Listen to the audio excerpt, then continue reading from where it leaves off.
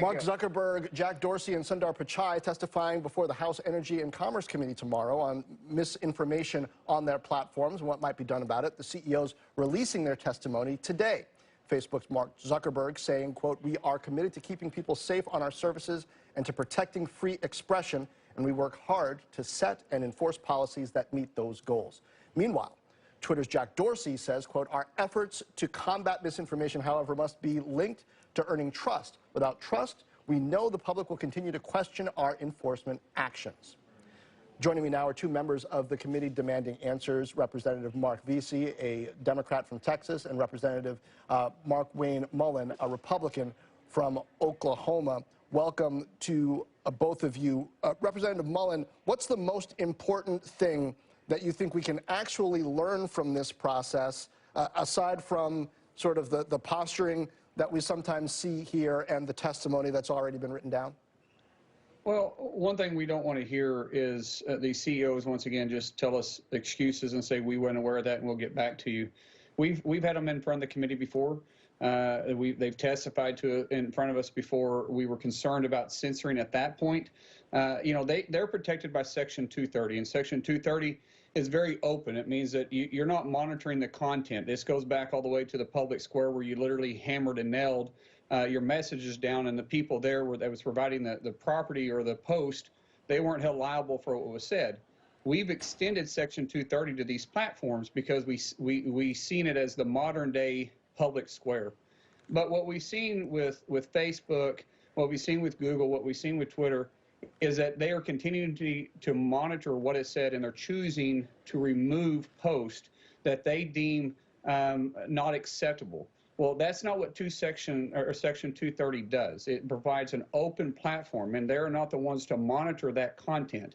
And there's a difference between disagreeing with a view and having a vulgar or something unacceptable posted there, such as a sexual content or something that is immediately inciting violence. But just because you don't agree with someone's political view, you can't remove that. And so we're going to be asking those questions to the CEOs of these companies and ask them how they're defending it and how they come up with how they're going to monitor it at the same time, why they should still be protected by Section 230.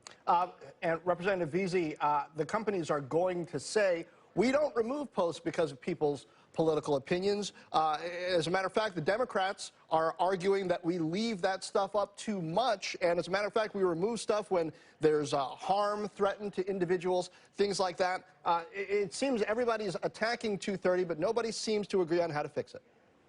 Yeah, I mean, and look, it's tough to fix it, right? I mean, you want to try to keep these platforms as open and as free as possible. But also, these companies need to be held accountable when they do things that put the public's safety and health at jeopardy. I think that it's, very serious when you think about the way how they monetize a lot of this behavior that can lead to even other things like discrimination in the areas of housing and employment. I also think that, look, there's a ton of conservative content that's on all of these platforms. If you go to Twitter or Facebook, you find all of these guys that are on talk radio that also have these sites. I think that what the companies need to do is to make sure that we don't have repeats of what happened on January the 6th, and they do have an obligation to make sure that they are not allowing content on there that can lead to us having a situation at the Capitol again where we had people that were killed, including a police officer and a mom. So we've sort of heard two ends of this to some extent, and Congressman Mullin, even aside from Section 230, look at Parler. They weren't really having a heavy hand by any stretch of the imagination in monitoring the content. And Amazon Web Services said, you know what, that's a problem. Apple said, you know what, that's a problem. You're not behaving according to our terms of service. So even if you're not dealing with 230, I think there are questions around appropriateness according to the standards of tech platforms, are there not? Well, there is, but that's when you get into antitrust. And I think these companies are also going to be looking at antitrust issues too, which I get. We're not digging into that. and the energy and commerce. And tomorrow we probably won't even be talking about antitrust. But these companies need to know that if they continue to choose who can and can't be on their platform by the simple fact that they don't agree with what they're posting or their content that they're posting or allowed to be posted, when these companies are protected by Section 230, that's an issue. When you start, and Mark is a good friend of mine. I mean, Mark and I, we fly back and forth to D.C. all the time. We've known each other for a long time, and we get along actually great. And so we agree with what we're talking about. What we disagree on what content should be removed and who's monitoring that. For instance, when you look at what Twitter and Facebook did to New York Post when they wouldn't let the Hunter Biden story be posted, when that was factual. These are two. Or the New York Post is a credible media outlet, and they wouldn't allow them to post a story. How is that not censoring the content that is there? When you have Candace Owens that was removed from Twitter when she criticized the governor of Michigan about the mask mandate. That's her opinion. She's voicing her opinion. That's called free speech, and they removed that content. Interesting, though, the context.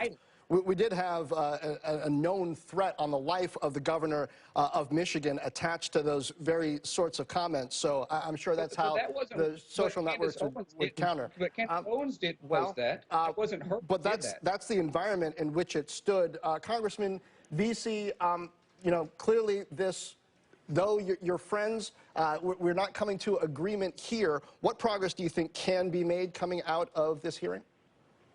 I think that they need to be able to articulate to the committee, you know, how they're going to be able to continue to have a platform where people can share information and it can be open, but it's not to the detriment of people's health. I mean, there's things right now going that are being spread around on Facebook, for instance, urging African Americans to not get the vaccine for COVID-19, and a lot of this information that's being spread throughout Facebook and Twitter is false. It's saying all these things that are going to happen. And look, it needs to be fair and open, but should people be able to put things like that on there?